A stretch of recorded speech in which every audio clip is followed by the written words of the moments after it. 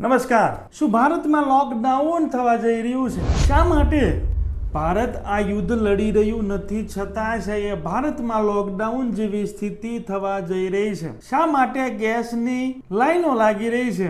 શા માટે petrol pump પર લાઈનો લાગી છે? શું અમેરિકા, ઇઝરાયલ અને ઈરાન વચ્ચેના આ યુદ્ધમાં ભારત પણ ઝપટમાં આવશે? આપણું ગુજરાત પણ ઝપટમાં આવશે?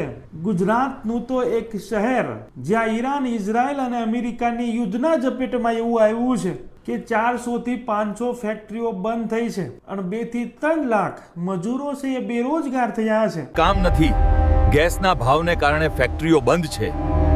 આપણે કેવી રીતે જીવીશું?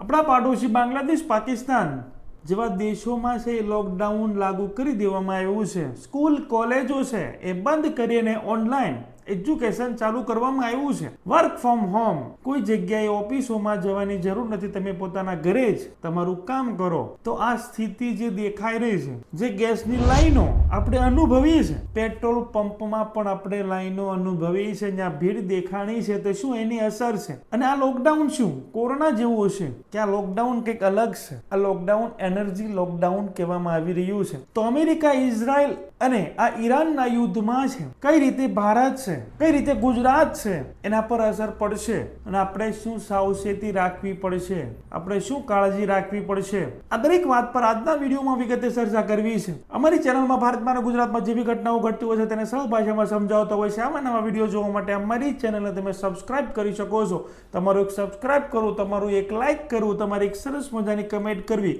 જેનાથી અમને આવા વિડીયો બનાવવા માટે પ્રોત્સાહન મળતું હોય છે। વિડીયોની શરૂઆત કરીએ। ઘણા લોકોને એવું લાગી રહ્યું છે કે અમેરિકા, ઇઝરાયલ, ઈરાન સાથે લડી રહ્યું છે, તો એમાં આપણે શું લેવા દેવા? એમાં ભારત પર શું અસર પડવાની છે? એમાં ગુજરાત પર શું અસર પડવાની છે? આપણે પણ કોઈ દેશ પર નિર્ભર છીએ। આપણે પણ કોઈ દેશમાંથી ઘણી બધી આયાત કરીએ છીએ, ઘણો બધો કાચો માલ છે આવે છે, જે અમેરિકા, ઈરાન ની લડાઈ ની અસર પૂરા વર્લ્ડમાં છે એ પડી રહી છે। સૌ પ્રથમ તો આપણા ભારતમાં અને ગુજરાતમાં ઈંધણ પર છે અસર પડવા જઈ રહી છે। ભારત પાસે હજુ સ્ટોક છે। એક અફવાના કારણે ઘણી બધી લાઈનો લાગી હતી અને ગુજરાતમાં એ દ્રશ્યો સૌથી વધારે જોવા મળ્યા હતા। આપણું ઈંધણ છે એ વિદેશમાંથી આપણે એને આયાત કરીએ છીએ, તો દરિયાઈ માર્ગથી એ ઈંધણની મોટી મોટી શિપો છે એ આવતી હોય છે અને એ મુખ્ય ઈરાન નો જે સ્ટેટ ઓફ હોર્મોઝ જે રસ્તો છે એનો કબજો ઈરાન પાસે છે। એ રસ્તા પરથી દરેક ભારત સહિત ઘણા બધા દેશોના છે એ શિપ છે ત્યાંથી પસાર થાય છે। હવે લડાઈ ઈરાન અને અમેરિકા અને ઇઝરાયલ વચ્ચે છે, તો જે દેશો છે એ અમેરિકા અને ઇઝરાયલને છે સમર્થન કરે છે, તો એવા લોકોની છે એ ઈંધણની શિપો છે એ ત્યાં પસાર કરવા દેવામાં આવતી નથી। ભારત પણ જે એલપીજી ગેસ ના બાટલાઓ છે આપણે ઘરે છે આપણે વાપરીએ છીએ, તો એ પણ એ રસ્તા પરથી જ આવે છે। ત્યાં ઘણી બધી શિપો છે એ વેઇટ કરી રહી છે। આ બંનેના યુદ્ધના કારણે છે પૂરા વર્લ્ડની ઘણી બધી શિપો છે જેમાં ઈંધણ છે, જેમાં એલપીજી ગેસ છે, ગેસ સિલિન્ડર છે, એ દરેક ત્યાં ફસાયેલા છે। એક દિવસમાં 5 કે 10 શિપો આવતી હોય તો એ રસ્તા પરથી છે 1 કે 2 શિપને જ પસાર કરવા દેવામાં આવે છે, જેનાથી એ દેશોમાં છે ઈંધણની તંગી, ગેસ સિલિન્ડરની તંગી, એના કારણે છે હોટલો બંધ થઈ રહી છે। ગુજરાતમાં જે મોરબી સિરામિકથી છે એ ધમધમી રહ્યું હતું, એ મોરબીમાં 450 થી વધારે ફેક્ટરીઓ છે બંધ થઈ છે। 3 થી 4 લાખ મજૂરો છે એ બેરોજગાર થયા છે। શા માટે? કે એ સિરામિક કામમાં છે એ સિલિન્ડરોની જરૂર પડે છે, એ ગેસ પાઇપલાઇનની જરૂર પડે છે, એ ગેસ નો સપ્લાય છે એ દરિયાઈ માર્ગેથી છે બંધ થયો છે, જેના કારણે આ મોરબી જે પૂરા ભારતમાં સૌથી વધારે સિરામિક 70% સિરામિક પૂરા ભારતનું છે મોરબીમાં થાય છે, એ કામ પર એ ફેક્ટરીઓ પર છે તાળા લાગ્યા છે। જીવન જરૂરિયાત માટે જ ગેસની સપ્લાય થઈ રહી છે, હોટલો બંધ થઈ રહી છે, ફેક્ટરીઓ બંધ થઈ રહ્યા છે, લોકોના રસોડા બંધ ન થાય એવા પ્રયત્ન સરકાર કરી રહી છે। અને જે લોકોને પાઇપલાઇનથી ગેસ સપ્લાય થઈ રહ્યો છે એ લોકો હવે એલપીજી નું કનેક્શન છે એને પરત કરવું પડશે। બંને કનેક્શન નહીં રાખી શકે। અત્યાર સુધી એ ચાલતું હતું કે સિટીમાં ક્યારેક છે ગેસ પાઇપલાઇન છે ખરાબ હોય તો એ સપ્લાય 1-2 દિવસ બંધ રહેતો હતો, મેન્ટેનન્સ હોય તો બંધ રહેતો હતો, તો લોકો છે એકાદ સિલિન્ડર છે એ સ્પેરમાં રાખતા, તો હવે એવા કનેક્શનો છે પરત કરવા અને એ પરત કરેલા કનેક્શનો છે જ્યાં જરૂરિયાત છે ત્યાં છે એ આપવામાં આવશે. ખેતી પર પણ આની અસર પડી શકે છે. ખાતરોના ભાવ છે એ વધી શકે છે. તમારે ખેડ કરવી હોય, પેટ્રોલ ડીઝલના ભાવ છે એ વધે તો ટ્રેક્ટર વાળો છે તમારી પાસેથી છે એ ભાડું વધારે વસૂલવાનો છે. આ યુદ્ધના કારણે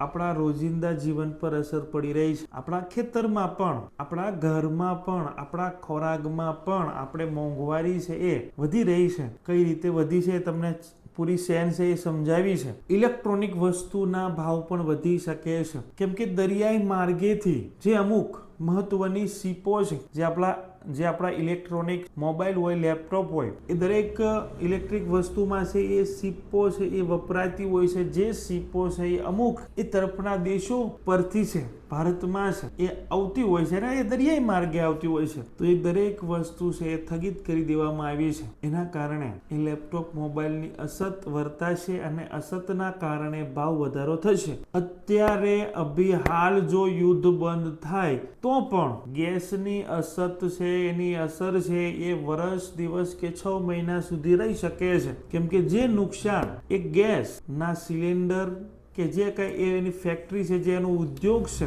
તેના પર નુકસાન થયું છે, એ નુકસાન છે એ ફેક્ટરી છે, એ ઉદ્યોગ છે એ પગભર થવા માટે છે 1 વર્ષ કે 6 મહિના કે 8 મહિના નો સમય છે એ લઈ શકે છે. શેર બજારમાં પણ મોટા કડાકા જોવા મળશે. જે શેર બજારના રોકાણકારો છે એને પણ નુકસાન થશે. લોકો છે જે કોઈ નોકરીઓ છે બદલતા હોય તો એવા લોકો પણ થોડાક ટાઈમ છે જે જગ્યા પર તમે જોબ કરી રહ્યા છો એ જગ્યા પર જ જોબ કરો. કોઈ મોજ શોખમાં છે એ પૈસા વાપરતા હોય તો થોડોક સમય છે એ પૈસા બચાવી રાખો. લોકોનું આ જીવન છે એ મોજ શોખ છે, થોડોક સમય માટે છે તમારે બંધ કરવું પડશે. કેમ કે એ સમય એ કપરો સમય.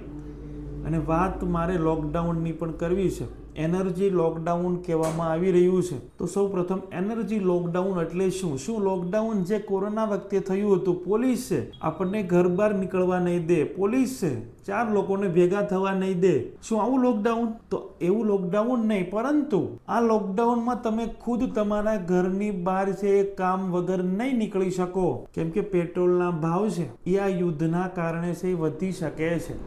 આ બધી શક્યતાઓ છે એ યુદ્ધ લાંબુ ખેંચાય તો આ વસ્તુ થઈ શકે એમ છે. અને હાલ જે શક્યતા છે આપણા વડાપ્રધાને પણ કહ્યું છે કે આ પોઝિશન આવી શકે એમ છે. કેમ કે યુદ્ધ છે એ લાંબુ ખેંચાઈ શકે તેવી કન્ડિશનમાં છે. એટલે વાત આપણે એનર્જી લોકડાઉનની કરી રહ્યા હતા કે પેટ્રોલના ભાવ છે એટલા વધી જાય કે તમે એ વાહનનો છે એ વધારે મોજશોખ ખાતર નહીં કરી શકો. તમે ઇમરજન્સી કામ માટે જ એ વાહનોનો યુઝ કરી શકશો. ઈંધણનો પણ તમે યુઝ રસોઈ બનાવવા સિવાય છે એ નહીં કરી શકો. એની પણ તમારે બચત કરવી પડશે અને એના ભાવ પણ વધી શકે છે. આ દરેક ભાવ પર કંટ્રોલ ભારત સરકાર જ્યાં સુધી રાખી શકે ત્યાં સુધી જ રાખી શકે, પરંતુ જો એના હાથમાં નથી રહેતું. કેમ કે આપણા દેશમાં ગેસ સિલિન્ડર છે એ ઉત્પાદન છે એ નથી થતું છે તો ખૂબ ઓછા માત્રામાં થાય છે. મોટા ભાગના ગેસ સિલિન્ડર છે એ શિપ દ્વારા દરિયાઈ માર્ગે છે એ ભારતમાં આવે છે. તો આના કારણે આના ભાવ છે. જે વસ્તુ ઇન્ડિયામાં બને છે એ પૂરેપૂરી ઇન્ડિયામાં બનવી જોઈએ. મોબાઈલ પૂરેપૂરો છે ઇન્ડિયામાં બનતો હોય તો એમાં ભાવ વધવાની કોઈ શક્યતા નથી. પણ એ મોબાઈલમાં એક શિપ છે જે વિદેશથી આવે છે અને એ શિપ છે એ જે દરિયાઈ માર્ગે આવી રહેલા એ શિપમાં છે, એ સ્ટીમરમાં છે, તો એ વસ્તુ છે એના ભાવ વધવાના છે. એટલે આ ઉદાહરણ તમને એ માટે આપ્યું છે કે જે વસ્તુ પર છે એ આપણે વિદેશમાંથી છે આયાત કરીએ છીએ એ દરેક વસ્તુ પર અસર પડવાની છે. અને આ જે વસ્તુ જણાવી છે એમાં મેજોરિટી છે એ આપણે બીજાના પર આધારિત છીએ. એટલે એનર્જી લોકડાઉન છે. તમારે પાવર પણ બસાવીને છે યુઝ કરવો પડશે. લોકો કહી રહ્યા છે કે આપણે તો ભારતમાંથી જ છે, કોલસામાંથી જ છે એ પાવરનો સપ્લાય થતો હોય, પણ જે કોલસો જે જગ્યાએથી કાઢવામાં આવે છે તો એ વસ્તુ જે વાહનો છે એ વાહનો શેનાથી ચાલે છે? તો એ પેટ્રોલ ડીઝલથી ચાલે છે. તો પેટ્રોલ ડીઝલની કમીના કારણે તેના પર અસર પડવાની છે. એ વાહનો થંભી જવાના છે, જેના કારણે પાવર સપ્લાય પણ થંભી જવાનો છે. એટલે એટલે આ પૂરું સર્કલ છે, કોઈકની કોઈક વસ્તુ છે એકબીજા પર આધાર રાખે છે, એના કારણે આપણા જીવન જરૂરિયાત વસ્તુ પર અસર થવાની છે.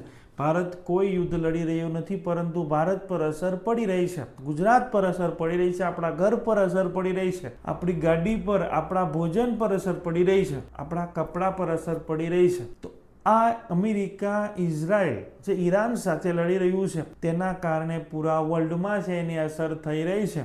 ઘણા બધા દેશોમાં લોકડાઉન છે એ થઈ રહ્યું છે. ભારતમાં શક્યતા છે, હજુ સરકાર દ્વારા કોઈ જાહેરાત કરવામાં આવી નથી, પરંતુ જો લાંબુ ખેંચાય તો લોકડાઉન છે એ થઈ શકે છે, પરંતુ કોરોના જેવું લોકડાઉન નહીં.